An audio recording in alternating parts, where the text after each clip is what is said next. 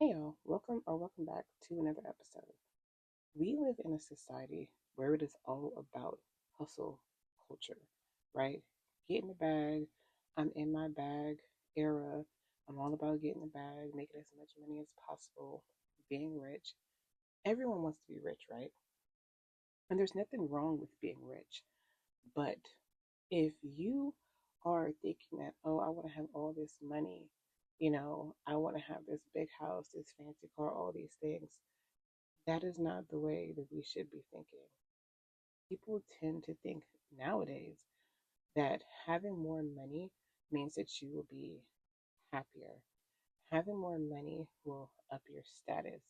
Having more money will make you better than the next person, right? And there's that song, More Money, More Problems, old song. I don't remember the name of it. I don't even remember who sang the song. But the more money you make, the more problems that comes with it, right? And it's so funny because I think about how, when you, for example, you get a whole lot of money or you get a raise or something like that, more money is coming in. Why is it that when more money comes in, something always goes wrong to where you end up losing that money? Whether it be you have to buy new tires or you have to buy a new water heater or what have you, something always breaks. When you have more money come in, something always happens to where the money that came in is going right back out. Have you ever stopped to think about why the more money that comes in, the more problems that you have? It's the love of that money. It's your thought and your mindset behind that money that is coming in. That is why more problems happen and you lose that money. That's just like when people who win the lottery get rich, they're broke within a few years because they don't know how to handle that money. They've never had that amount of money before. And the fact is, they're loving the fact that, oh, I'm rich. I can buy all these things. When you don't have a mindset of, if I have more money, then these are the things that I need to do. Then when you get that money, you're going to lose it. Another example would be this year, 2025. I knew I was going to get a very huge tax return, right? And so before the money even hit my account, I had already planned it out.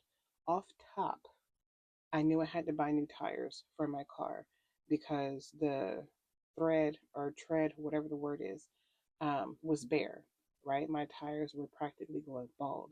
So I knew I had to buy new tires. I knew there was a couple of debts that I needed to pay off. I already had in my mind where that money was going to things that I needed to take care of. When you think about the things that you need over the things that you want, you can better be able to have money. Now, we're not going to talk about, you know, um, the fact of people being rich because there were rich people in the Bible. That'll be another video. There is nothing wrong with being rich. There's nothing wrong with having money. But the society that we live in, people want more money to have more material things, right? So let's get into some scriptures. First, Proverbs 28 and 22. A man with an evil eye runs after wealth and does not know that poverty awaits him. So this can pertain to a lot of different things, but it's like the people who do those get rich quick schemes, what happens? It ends up backfiring, right? And it says, a man with an evil eye runs after wealth. This person is chasing money. Those people who are always talking about, I'm chasing the bag, I'm chasing the bag. How long are they chasing that bag? I mean, because at that point, they're running a marathon because the bag is nowhere in sight. They're chasing this bag. And what awaits them? Poverty. You're not going to get this bag because what are you going to do with it? Buy more shoes, purses, clothes, a watch, jewelry, what have you. People want more things. That's why they want more money. You have people who are working um, several jobs because there are things that they have to take care of. Their job is not paying them enough money, so they have to work several jobs. But then you have people who are, again, hustle culture. who are working several jobs because they want to keep up a lifestyle that they cannot afford.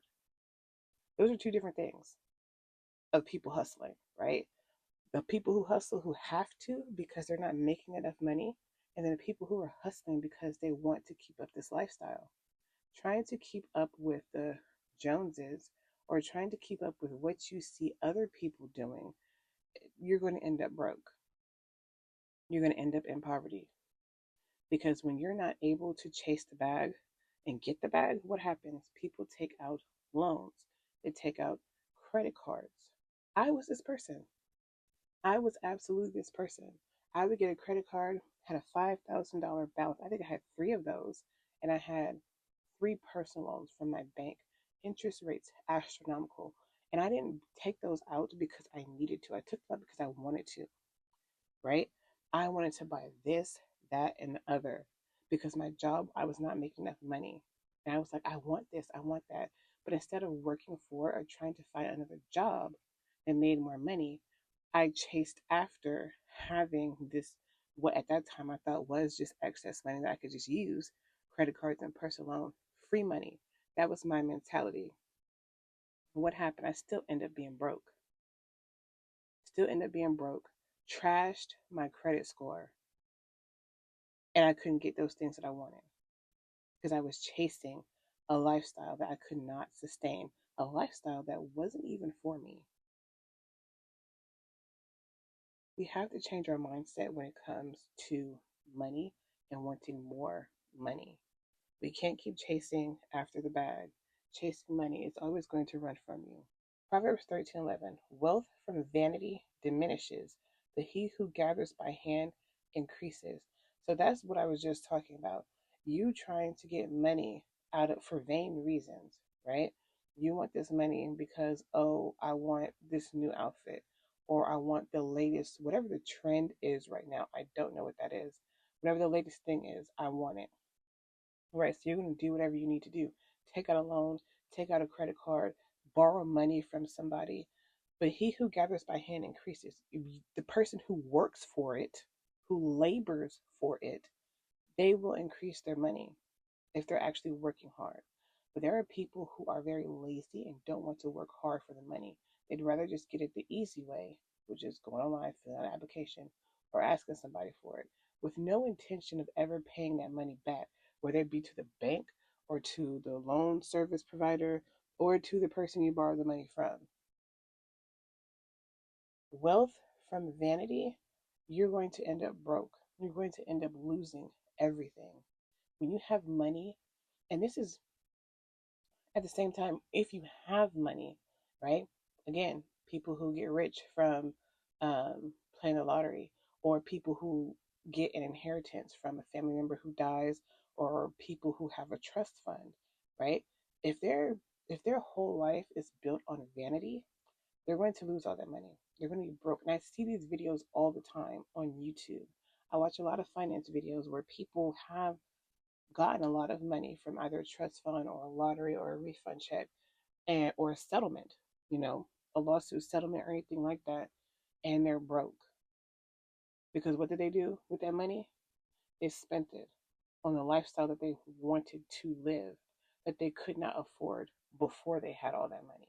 If you can't afford it before you had the money, think of it the same way even after you have the money, you can't afford that lifestyle because it's going to take all of your money, right? But work for it. Absolutely work for it. Like the saying goes, I work hard for my money. Yeah, I do. I work hard for the money that I get, you know? In Proverbs 15:27, he who is greedy for gain troubles his own house, but he who hates bribes lives. So this makes me think about married couples when the husband is a gambler or he's all about, you know, these big investments that he thinks is going to take off, right? And what happens? He loses it all. Puts all the money without telling his wife into whatever this is, and he loses all the money, loses the house, causes trouble, right, for his own household. Because what happens? They end up getting divorced, right? And so, on the flip side, for women, women who have like a shopping addiction, and that is something that is very common among women, is having a shopping as shopping addiction, buying all these things that you can't afford.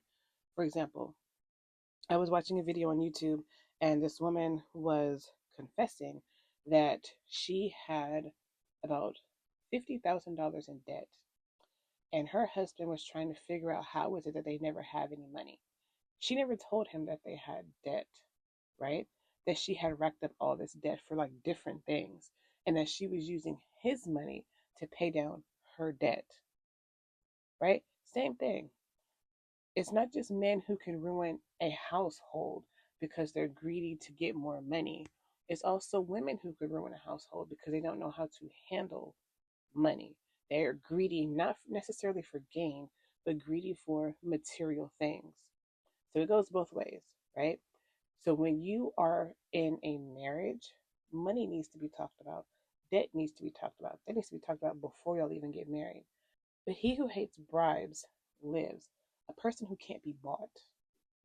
Now, majority of people these days, they can be bought. They will sell their souls if it comes with a price tag, a huge price tag. Like for the right amount of money, they will sell their souls. We are in a society where people, yeah, they will sell their souls for money, right? Sell their souls for clothes, for shoes. If you think about like the music industry, a lot of people do have to sell their souls. You know, instead of being an independent artist, they would rather sell themselves for this huge record label, this huge record deal, and they will do whatever it costs to get it. Things that are outside of a contract, because you know those things that they have to do to get it, they're not going to be in a contract. That's going to be a verbal agreement for a service, right? So, yeah, he who hates bribes lives. There should not be a price tag on anything for you. There should not. You should not be wanting to get something and it costs you your dignity, it costs you your salvation, it costs you anything, right? Work for it. 1 Timothy 6 and 9. But those wishing to be rich fall into trial and snare. Your wish should not be to be rich. I used to want to be rich when I was a child growing up. I used to want to be in the entertainment industry, mainly a songwriter, because I did used to write songs. Also, I wanted to be an author. I wanted to be a producer, like a film producer, all those types of things. I wanted to be rich, right? But what happened? I struggled a lot in my early adulthood. I struggled financially, made a bunch of terrible financial mistakes. And I will drop that video below about my debt confessions. I did. I made a lot of financial mistakes because I wanted to be rich and I wanted to live a certain lifestyle, but the lifestyle was not for me. And so I fell into trial and a snare. It was a snare to me. And into many foolish and injurious lusts which plunge men in ruin and destruction. Amen. Hey, I can attest to that. Lusting after things that I wanted that I did not need. Lusting after a life that I wanted and did not need. I didn't need it. And that's what happens, right? People want to be rich. They wish to be rich because they're lusting after whatever life it is that they're trying to live, whether it's a life that a friend has, a life that their favorite celebrity has, a life that their favorite YouTuber has. People will lust after those things. They will pray. People will pray, literally pray to be rich, wanting and praying and petitioning to Yah to be rich. But you can't. He's not going to make you rich. And if he does, he's going to give you over into that richness and you're going to fall flat on your face. You're going to hit rock bottom. You're going to be broke, probably living under a bridge somewhere. That's what's going to happen. I don't think you want those problems. So do not wish to be rich. Proverbs 23 and 4. Do not labor to be rich. Cease from your own understanding. The whole point of us having a job and working is not to be rich. That is not the point of having a job. The point of having a job is to take care of yourself, to take care of your household, right? So when y'all created Adam and Eve, right? The first thing that Adam did, he had to have a job, right? His job was to name all the animals. His job was to tend to the garden like he worked. We were put on this earth to work, not just to be here, have a good time, and spend frivolous money on frivolous things. No, that's not why we're here. We're here to work, not to be rich. No, we're not here to work to be rich, right? Cease from your own understanding. That is what people have in their mentality. Oh, I have this job. I am going to be rich. I need to get another job because this job is not making enough money and I want to be rich. So if I get another job, then I make more money, then I will be rich.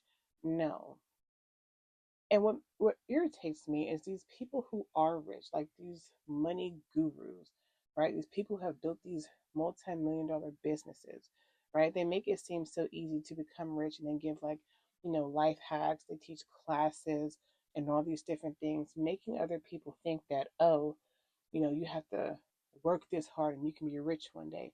No, that's not how that works. They may have just gotten lucky, right? They may have just, stumbled upon something that was a need to a lot of people and they ended up getting rich. They worked real hard to get rich. Their intent probably was not to be rich, but they still ended up being rich. Now, there are some people who are finance gurus who are rich who schemed their way to get there, right?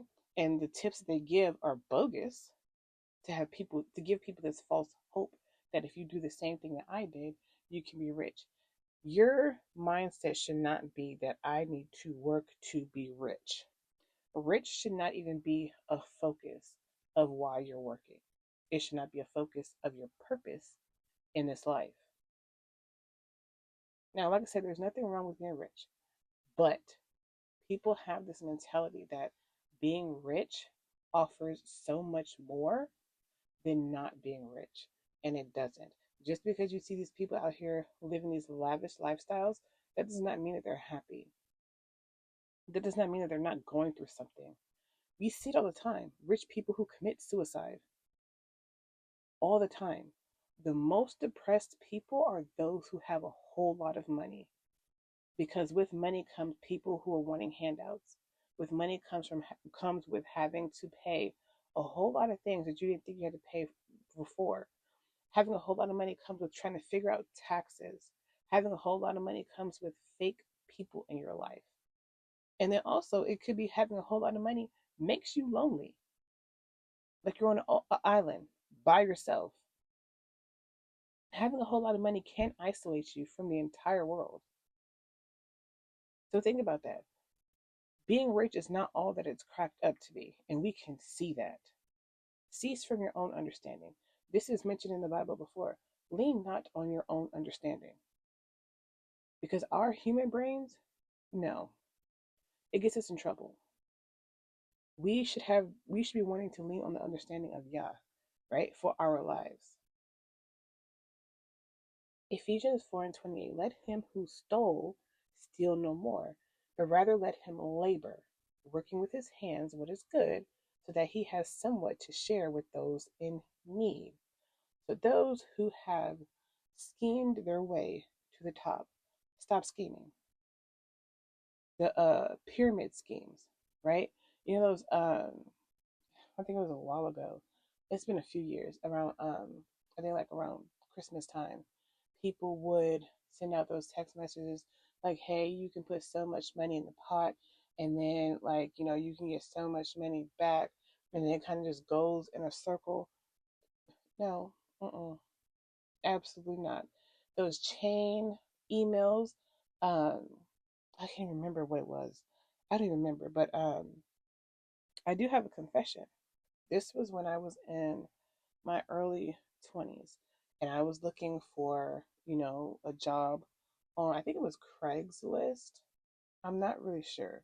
Is Craigslist even still a thing? But anyway, I was looking for a job, something that was easy, something I didn't have to spend too much time doing, and just to get some quick money, right? And so there was this uh, posting where if you spent so much money, I think it was like $14 and something, and they would send you this thing of what you had to do.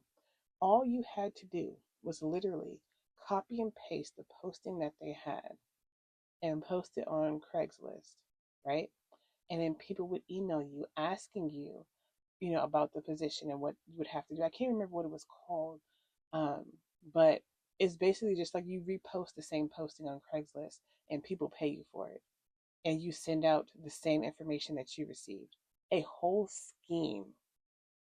And it got to the point that because I was getting so many of these payments, that my bank was like, no, we're shutting that down.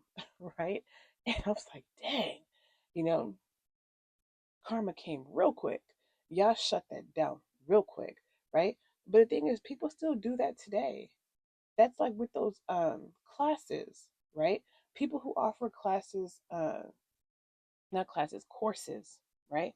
And then you get in the course, and all they do is teach you how to create the course. And that's how you're supposed to make money, is create a course, to teach people how to create a course. All those courses are like that. And even the ones who have like the free courses, like right, they have the free workshop, the initial workshop, and they don't tell you enough information, but they tell you just enough for you to want more, that you would go ahead and pay for the course. Let him who stole steal no more. That is stealing people's money. That is a scheme, a scam, that is conniving. That is stealing people's money just to teach them how to create a course. You can look that up on Google for free. You can look it up on YouTube for free on how to create a course about something that has substance. These courses don't have substance. They're not trying to actually help people. They're just trying to put money in their pocket by not having to work hard, by not having to labor, working with his hands what is good. That he who has somewhat has something, like somewhat is like a little something, enough to share. Not a whole, not an abundance or a whole lot, but enough to share with those in need. So have a legitimate job to be able to share with those who are in need, like the homeless, right? The fatherless children, the sojourner, and the widows. You know, we don't have to make a whole lot of money to share with those, but if you somewhat make something that you can take care of your household and still have some left over to help those in need, then that's what you should be working for. Not to become rich, not to be scamming people out of money. That's not what we're doing. Isaiah 15:7. Therefore, the wealth acquired and stored up, they take away to the wadi of the willows. Now, the wealth that is acquired, when you acquire wealth and you do nothing with it, what happens? They take it to the wadi of the willows. And what is a wadi? A wadi is the channel of a watercourse that is dry except during periods of rainfall. Now, if you know anything about willow trees are always planted by water, right? Think of the movie Pocahontas. When she went to the willows, it was a bunch of water there, right? Willows have to be planted by water. That is how they thrive. That is how they grow. So they take this money that is stored up, they take away to the wadi of the willows and dump it in there. And what happens? The currents move the money, right? Just goes away. Just waste it. Just lose all of it. When you acquire wealth, and this is with a lot of rich people, they don't tend to give. And if they do, it's typically like they will like tithe to a church, but they don't give to like charities. They don't give to like help better the homeless. And now, this is not to say that all rich people are like this, but most of them do not give any part of their wealth for any good cause. They just store it up.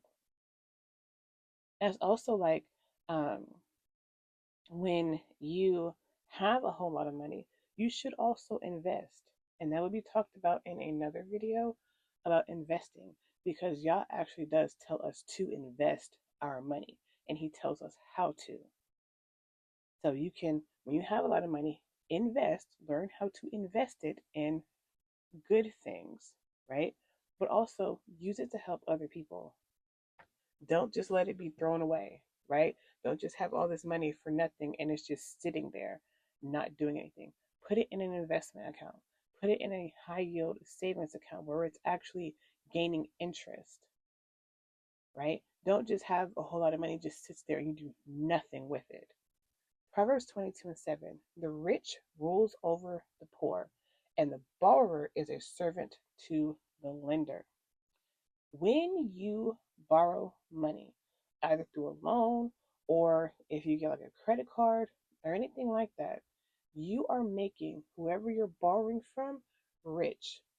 And that is the whole point of those loan service providers and the people who make credit cards. They want to get rich off of people who don't know how to do anything with money, who are financially illiterate. That is their whole goal, right?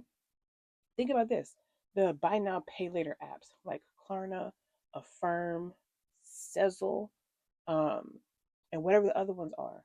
Their whole goal is to get rich off of all of these people. And I know you see the videos on social media, on TikTok, because I see them on YouTube. People will grab a bunch of them off of TikTok and create a compilation of those videos about people talking about buy now, pay later. They are making bank off of you. They're making a whole lot of money off of you because they know that you're not going to be able to pay that money back. And so by using these buy now, pay later apps, you're making these people extremely rich. You're allowing them to rule over you because you don't have any plans of paying this money back. A lot of these people who use these buy now, pay later apps, they have no plans of paying the money back. They don't, right? Because the thing is, they didn't have money to begin with to pay for whatever it was. That's why they're doing the 4 installments. And they don't have the money to pay for the 4 installments. So what happens? It messes up their credit. But who's getting rich? Klarna, Affirm, Afterpay, Sezzle, all these people, they're getting rich and they're ruling over you. The borrower is servant to the lender.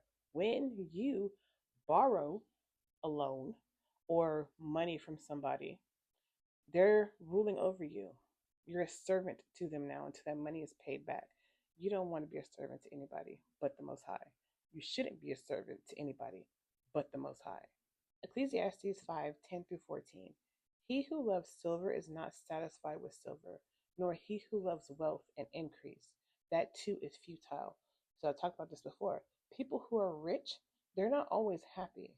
They may look happy, but they're not always happy. And this is not all of them, but for the majority of them who are rich, they're not happy because money does not bring you happiness. It does not. People think that, and people want to say, oh, if I had a little more money, I'd be more happy because I could do this, that, and the other. That's not going to make you happy, right? With the increase of goods, there's an increase of those consuming them, right? So that's like in the world right now. The more that things are made, the more people are buying. Especially now that we're in this age of social media where we have influencers, the more people who are influencers, the more people are going to buy. What advantage then is there? What advantage then is there to their owners but to look on? Sweet is the sleep of a laborer, whether he eats little or much, but the plenty of the rich does not let him sleep. Because when you have a whole lot of stuff, that's always going to be on your mind. This is like what I was talking about in my overconsumption videos. Like when you have a whole lot of stuff, that's a lot of stuff you have to keep up with. And you're not going to be able to sleep at night because you're thinking like, oh, I have all this stuff. What if somebody steals it? What if something happens to it? You're worried about all of your possessions. But the person who works, right? Sweet is the sleep of a laborer, whether he eats little or much, whether he only eats a little or he eats a lot. He still sleeps well because he knows that everything in his house is taken care of. There's not a whole lot that he has to worry about. As long as the bills are paid, right? The lights are on, there's food, there's a place to sleep. That's good sleep. Knowing that you are taken care of, your whole house is taken care of, and y'all will do that for you. But when you are rich, you have a bunch of cars, a bunch of jewelry, a bunch of whatever it is, they don't sleep very well. We were talking about this earlier. A lot of people who are rich commit suicide. They have more than what they know what to do with, right? There is a sickly evil I have seen under the sun. Riches kept for their owner for his evil. People who are stingy, people who are selfish. But those riches perish through evil use. Gambling, right? Prostitution, buying prostitutes, escort services, right? Buying a bunch of boats, cars, clothes, going on endless vacations, buying a jet, taking first class everywhere that you go, right? For his evil, for self. That is evil. For self is evil. And he brings forth a son, and there is not in his hand. So there's nothing to pass down to his children or her children, right? You have nothing left to show. You gained all of this money, but you have nothing left to show for it. You probably worked hard, or probably didn't even work hard, whether you worked hard or not. But you had all this money, and now that you have children, you have nothing to give them. And that's the thing about um, Black people's families. We don't have inheritances, right? We don't have those. We don't have trust funds. We don't have land passed down. We don't have businesses passed down. You see this a lot in the Black community of people trying to build wealth, generational wealth, because that's not something that we are able to do. Why? Because we're under a curse, right? But even those who happen to get all of that money, they don't always get to keep it. Why? Because it goes to drugs, go to alcohol. It can go to like showing off for your friends, buying all these different things. They don't get to keep it. So there's nothing to pass down to children, right? And this is like a good, Ecclesiastes is really a good lesson to read through. I highly recommend reading it when you have some time because there's a lot of things that Solomon says that it's just like, wow, he had all this wisdom and he was very depressed. He was filthy rich and was very depressed. First Timothy 6:10. For the love of silver is a root of all kinds of evil. So people always talk about money is evil. Money is not evil. It's the love of money that's evil, and it's what you do with it that can make it evil. For which some, by longing for it, wishing for it, right, praying for it, have strayed from the belief and pierced themselves through with many pains. They've strayed from the belief that you can do fine without money, right? Longing for it, you don't need to long for money. That's not necessary. You don't need to long for money, and praying for it is not going to help you, right? So, not having love for money is how we should be living our lives. You should not love money at all, because if you love money, then you're not going to be able to love Yah. That's like nearly impossible, right? In Luke 12:15, and he said to them, mind and beware of greed, because one's life does not consist in the excess of his possessions. Your life should not be valued by how many things that you have. You should not put the value of your life or value of you or your self worth in the excess of possessions, the amount of things that you have. And a lot of people do that. They base how well or how successful they are on how much stuff they have. Just because you have a whole bunch of stuff does not mean that you're worth this, that, and the other. No, you're having a whole lot of stuff makes you a hoarder depending on how much stuff it is and how you store it, right? Because when people have a whole lot of stuff, they don't necessarily have a whole lot of places to store it, so they have to find places to store it, right? And that goes into Luke 12:16 through 21, right? The very next few verses. He then spoke a parable to them, saying, the land of a certain man, rich man, yielded well. And he was reasoning within himself, saying, what shall I do? Because I have no room to store my crops. Instead of going to Yah and asking him, what should I do with all of this? He thought to himself, and we often do this. Before we even go to Yah, we think to ourselves, okay, I have all this stuff. What am I going to do with it? What can I do with it so that I can keep it all, right? And he said, I'm going to do this, pull down my storehouses and build greater. So the storehouses that he already had, he was going to tear them down and make them bigger and store all my crops and my goods there. Then say to myself, life, you have many goods laid up for many years. Take your ease, eat, drink, and rejoice. So now he can retire, right? And this makes me think about that, right? So people always are talking about retirement, working for retirement. I've never seen retirement in the Bible. There's no such thing as retirement. That is a concept that was not meant for anybody to have, right? That was not a concept that came from Yah. We were supposed to work until the day that we die, right? But he's saying, life, you have many goods laid up for many years, right? So that's that retirement, right? 401k, whatever. Take your ease, eat, drink, rejoice. So you have all this retirement, and now you don't have to do anything. And this could be one of two things. You have all this stuff, you're good, you don't have to do anything else, or your retirement. But Elohim said to him, "You mindless one, this night your life shall be demanded from you, and who shall own what you have prepared?" Who's going to get that retirement? If you're not married, who's going to get that retirement? Who's going to get all of that stuff that you have stored up? Nobody. Because it doesn't mention if this man had a wife or if he had children, but it's just that he had all this stuff stored up and he's not giving it to anybody, and he's now not working anymore, right? And he said, "And who shall own what you have prepared? So is he who is storing up treasure for himself and is not rich toward Elohim." He's rich in possessions, but not rich in Elohim. It's one or the other. If you want to be rich in possessions, you cannot be rich in Elohim. If you want to be rich in Elohim, you cannot be rich in possessions. You cannot have both of those things at the same time. That is being lukewarm. You flip flop between the two. If you have to flip flop between the two, Elohim would rather you choose the possessions over him.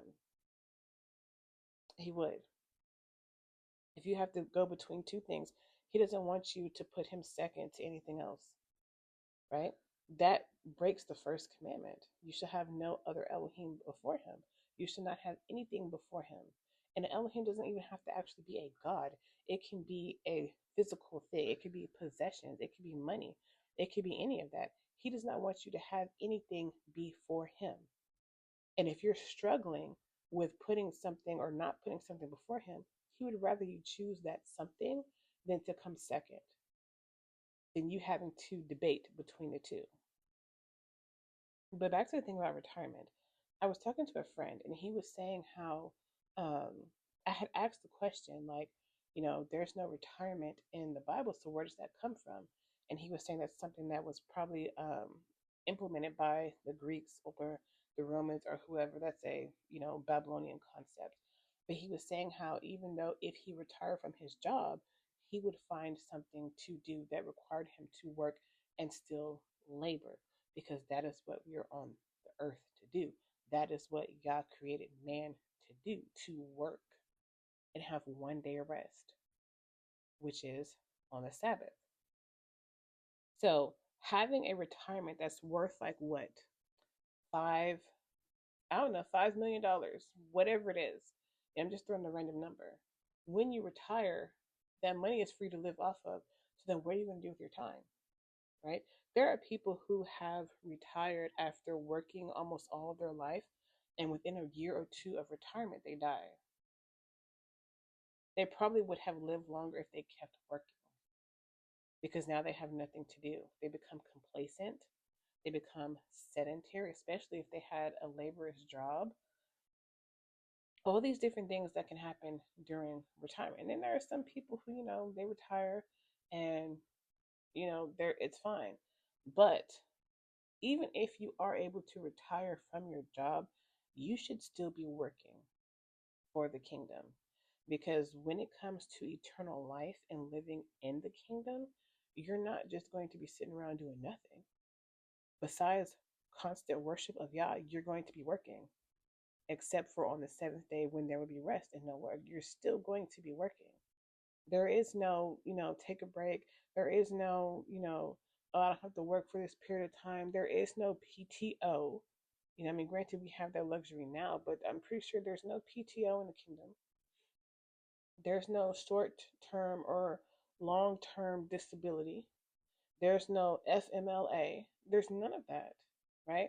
We have that luxury now, but that's not something that we're going to have necessarily in the kingdom. You're going to work and worship. That is what we're supposed to be doing now. Work and worship. And even if you do take PTO, are you still worshiping Yah? 9 times out of 10, you're not. And that's me too. I'm not just, putting this on other people, but that goes for me too. But Yeah, and that's something that I just like, when I become that age, I still have like what 20, I think 20 plus years to work until then. I have a very long time, right? And it makes me think about those people who are my age who have quote unquote retired and moved to like other countries and have like investment businesses and make money doing this and that and the other. Technically, they're not retired. They're retired from like a 9 to 5, but they're still working, right?